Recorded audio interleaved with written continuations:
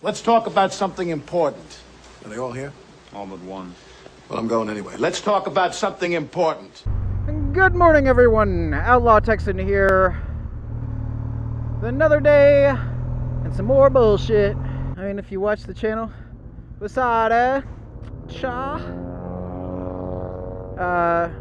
you know that I don't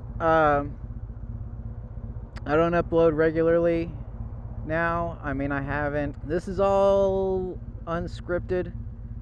Almost every episode I've ever done has been unscripted. But yeah, this isn't any sort of farewell, because I don't want to say I'm hanging up my hat and I'm not going to do it anymore, because I'm still going to go out and ride. I'm still going to go out and record. It's not going to be, every Friday there's going to be new content, and I'm always going to be going and doing some amazing stuff and shit like that. What's up, dude? What?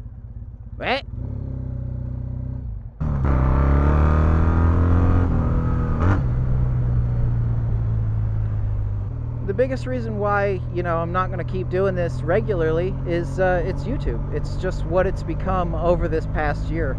And if you're into YouTube and you know what's going on, then you know how the adpocalypse happened, and then kind of the second wave of it, and these algorithms that are unsubscribing people and demonetizing videos or under monetizing videos, and just all sorts of the fuckery that's gone on with YouTube over the past year. It's basically, it has shut the door to anyone wanting to make new content, unless you've got something that people really, really want to watch. You don't stand a chance on this platform anymore of making it to monetization, of making it to where you could actually use YouTube as a job. And it's a bummer. Let's go ahead and just go on to, what are we doing today then? Well, what are we doing with the channel? What are we doing today? Today we're gonna ride back to where I used to live to take a look at it and get some perspective on things. Because, I complain a lot. There's really nothing I can do about that. What's up, dog? And, one of the things I complained about a lot when I first moved into this new place is just the quality of it, and the fact that, there's a lot wrong with it, and since we're renting, nothing's really going to get fixed unless the landlord wants to fix it. And that's a problem, at least for me. But I've worked on that too, and just kind of sucked it up and dealt with the compromise of the fact that, I'm renting, and and they don't really want to fix anything in the house, so that's just the way things are.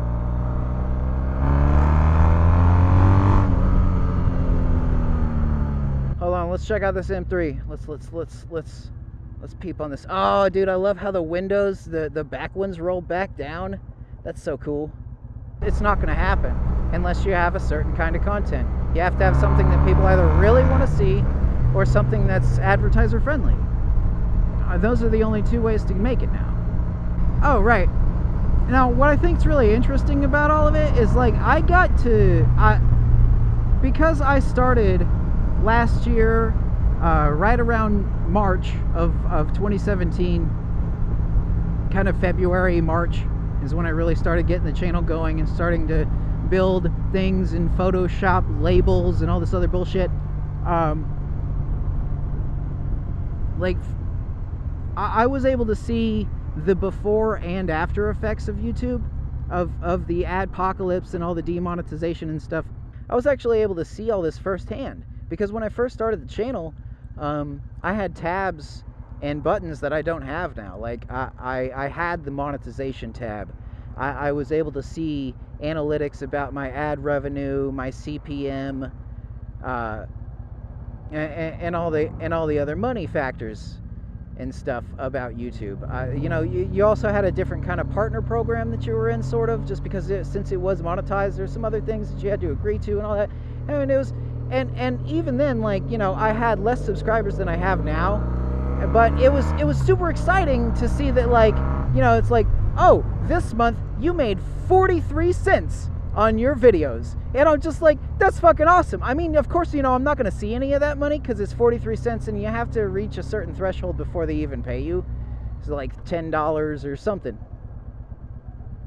But still, to like have that there and see that, you know, there's ads running on there. I remember when I first started, there was a jeans company that promoted on my channel, and like a ton of motovlogger channels, just because they had like a motorcycle commercial.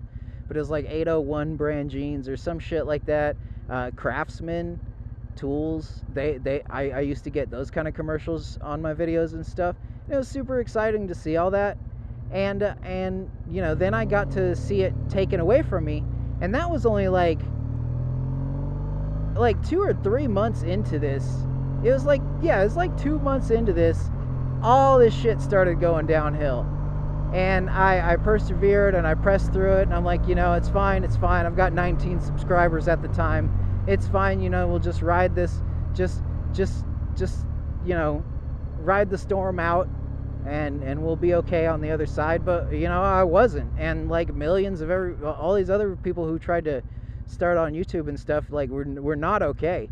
Even the biggest channels right now are not okay.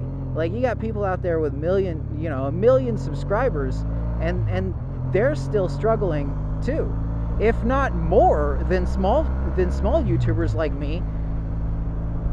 The big YouTubers can potentially be in a worse situation, because they have staff that they have to pay. They probably have a production facility, some building, an office that they have to pay for. And, you know, for the revenue on all these videos to just dry up to nothing or nearly nothing, you know, that's got to be a scary prospect, to think like, you know, like I've got, you know, 2 million subscribers on YouTube. I'm doing all right. We just bought a new office, new production room. You know, I just put a down payment on a new car, and I'm making payments on this new house. And now all of a sudden the ad revenue is gone. And I've got 20 employees that I also look out for. Like, fuck, right? So, you know, in perspective, it could be worse.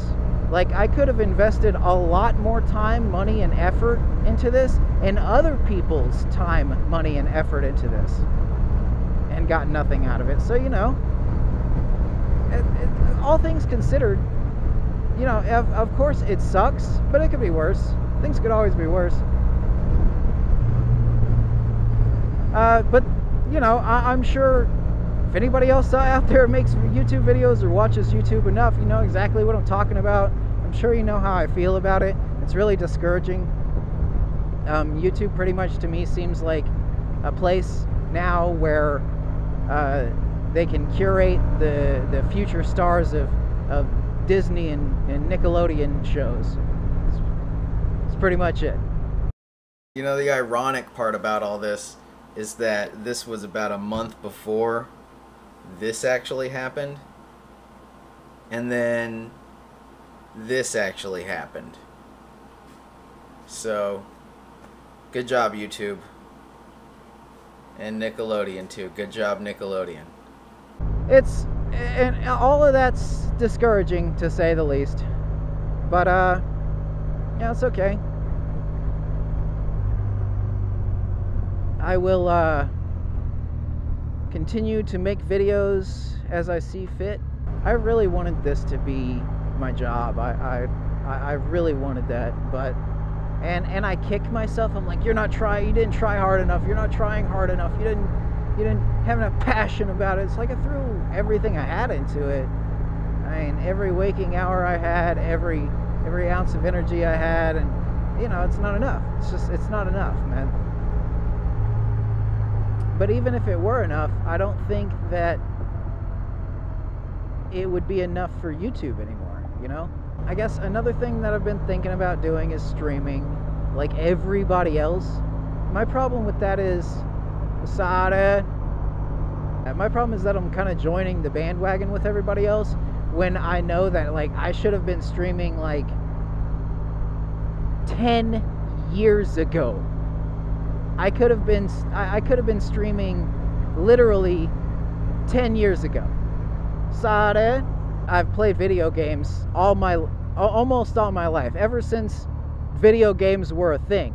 So like, we got a Nintendo Entertainment System when I was like 7, and ever since then, you know, it's just video games they were my shit. But you know, like I should have been streaming video games ever since you could stream video games, and I just haven't. Which bums me out, because now I feel like if I do it now, it's like I'm too late. I feel like if I go start now, I'm too late, because I'm already in a saturated market where everybody else is already trying to get into this at the same time too, and it's just the flood of people going into it is, well, it's actually how I consider the flood of people from the death of Vine into YouTube. It's the same thing as that. I guess I should get on Twitch. I mean, I really should. I should, like, that's just because I don't do it because I'm mad at myself for not having done it for years. And I think, you know, like, looking at that objectively, that's really stupid. I should just start streaming. It's like so many great people on YouTube, and like every single one of them are struggling with it now. You can't rely on YouTube to be a source of revenue anymore. It can be a platform for you to make content that can then help you make revenue through other sources, whether it be crowdfunding, subscription-based premium content, or merchandise. YouTube's just not gonna do it. Damn, Gina. Ooh! E-Type. And if you don't know what an E-Type is, don't worry, we don't need to be friends. Damn Ferrari, son. 458 Italia. Yum, yum. Somebody touch my Italia. Anyways, what a lovely day! This is a nice fucking neighborhood, holy shit.